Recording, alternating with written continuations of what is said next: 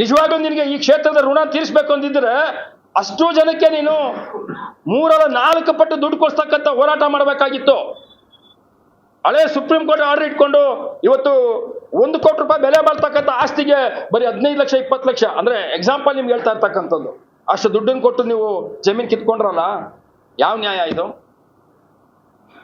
ಅದರಲ್ಲೂ ಕೂಡ ಅಕ್ಕಪಕ್ಕದಲ್ಲಿ ನೀನು ಎಷ್ಟು ಬೇನಾಮಿ ಆಸ್ತಿ ಮಾಡಿದ್ಯ ಅನ್ನೋ ದಾಖಲೆ ಕೂಡ ನಮ್ಮ ಹತ್ರ ಇದೆ. BDA ಲೇಔಟ್ ಎಲ್ಲಿ ಬರ್ತಾ ಇದೆಯೋ ಅದ್ರ ಅಕ್ಕಪಕ್ಕ ಅಡ್ಜಸೆಂಟ್ ಅಲ್ಲಿ ಎಷ್ಟು ಲ್ಯಾಂಡ್ ನೀನು ಬೇನಾಮಿ ಲ್ಯಾಂಡ್ ಮಾಡಿ ಅಂತ ನಮಗೆ ಗೊತ್ತಿದೆ.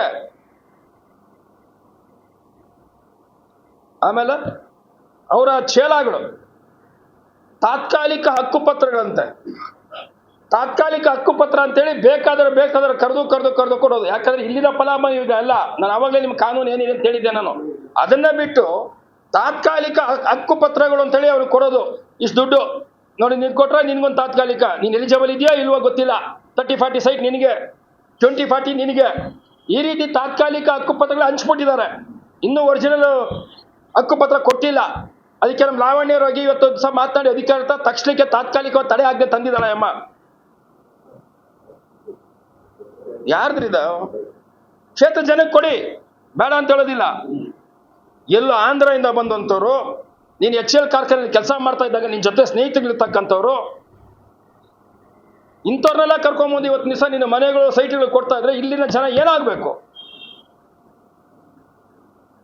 ನಾವು ಸುಮ್ಮನೆ ಕೈ ಕೊಟ್ಕೊಂಡು ಕೊಡ್ತಿದ್ವಿ, ಇನ್ನು ಮುಂದೆ ಅದಾಗೋದಿಲ್ಲ. ನೀನು ಕೂಡ ಎಲ್ಲ ಮಲಗಿರೋ ಎಬ್ಬರಿಸ್ಬಿಟ್ಟಿದ್ಯಾ, ಪಂಥಾಹವನ ಬೇರೆ ಕೊಟ್ಟಿದ್ಯಾ. ಆ ಪಂಥಾಹವನನ್ನು ಸ್ವೀಕಾರ ಮಾಡ್ತಾ ಇದ್ದೀವಿ. ಮುಂದೆ GC ಚಂದ್ರಶೇಖರ ಬರ್ತಾರೋ, ನಾನೇ ಬರ್ತೀನೋ, ಕೇಶವರಾಜಣ್ಣ ಬರ್ತಾರೋ, ಇಲ್ಲ ಗೋಪಾಲಕೃಷ್ಣನೇ ಬರ್ತಾರೋ, ಲಾವಣ್ಯ ಬರ್ತಾರೋ, ಯಾರಾದರೂ ಸರಿ, ಸಾಮಾನ್ಯ ಕಾರ್ಯಕರ್ತರನ್ನ ಈ ಕ್ಷೇತ್ರದಲ್ಲಿ ಅವ್ರ ವಿರುದ್ಧವಾಗಿ ನಿಲ್ಲಿಸಿ ಸಂಘಟಿತರಾಗಿ ನಾವು ಇವತ್ತು ಹೋರಾಟ.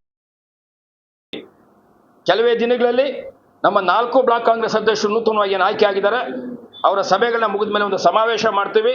ಆ ಸಮಾವೇಶಕ್ಕೆ ಸನ್ಮಾನ್ಯ ಮುಖ್ಯಮಂತ್ರಿಗಳಾದಂಥ ಸಿದ್ದರಾಮಯ್ಯ ಅವರನ್ನ, ಉಪಮುಖ್ಯಮಂತ್ರಿಗಳು ನಮ್ಮ ಪಕ್ಷದ ಅಧ್ಯಕ್ಷ DK ಶಿವಕುಮಾರ್ ಅವರನ್ನ ಕರ್ಕೊಂಡು ಇಲ್ಲಿ ಬರ್ತೀವಿ. ಅವರ ನೇತೃತ್ವದಲ್ಲಿ ಇಲ್ಲಿ ಒಂದು ದೊಡ್ಡ ಸಮಾವೇಶವನ್ನು ಮಾಡೋದ್ರ ಮುಖಾಂತರವಾಗಿ ಇವರ ಏನು ಅಟ್ಟಹಾಸ ಮೆರಿತಾ ಇದ್ದಾರೋ ಅದಕ್ಕೆ ಒಂದು ಕಡಿವಾಣ ಹಾಕತಕ್ಕಂಥ ಕೆಲಸವನ್ನು ಮಾಡ್ತೀವಿ. ಇವರು ಮಾಡಿರ್ತಕ್ಕಂಥ ಅವ್ಯವಹಾರಗಳನ್ನು ತನಿಖೆ ಮಾಡೋದಕ್ಕೋಸ್ಕರವಾಗಿ ಒತ್ತಾಯವನ್ನು ಸರ್ಕಾರದ ಮೇಲೆ ತರ್ತೀವಿ. ಇನ್ನು ಕೆಲವೇ ದಿನದಲ್ಲಿ ನಾವೆಲ್ಲರೂ ಕೂಡ ಸೇರಿಕೊಂಡು ಉಪಮುಖ್ಯಮಂತ್ರಿಗಳು ಮತ್ತು ಮುಖ್ಯಮಂತ್ರಿಗಳನ್ನ ಭೇಟಿ ಮಾಡಿ ಒಂದು ಮನವಿಯನ್ನು ಕೊಟ್ಟು ಇದರ ಮೇಲೆ ತನಿಖೆ ಆಗಲೇಬೇಕು ಅಂತೇಳಿ ಒತ್ತಾಯವನ್ನು ಮಾಡಬೇಕು ಅಂತೇಳಿ ಆ ವಿಷಯವನ್ನು ತಮಗೆ ತಿಳಿಸೋಣ ಅಂತೇಳಿ ಪತ್ರಿಕಾಗೋಷ್ಠಿಯನ್ನು ಕರೆದಿದೆ.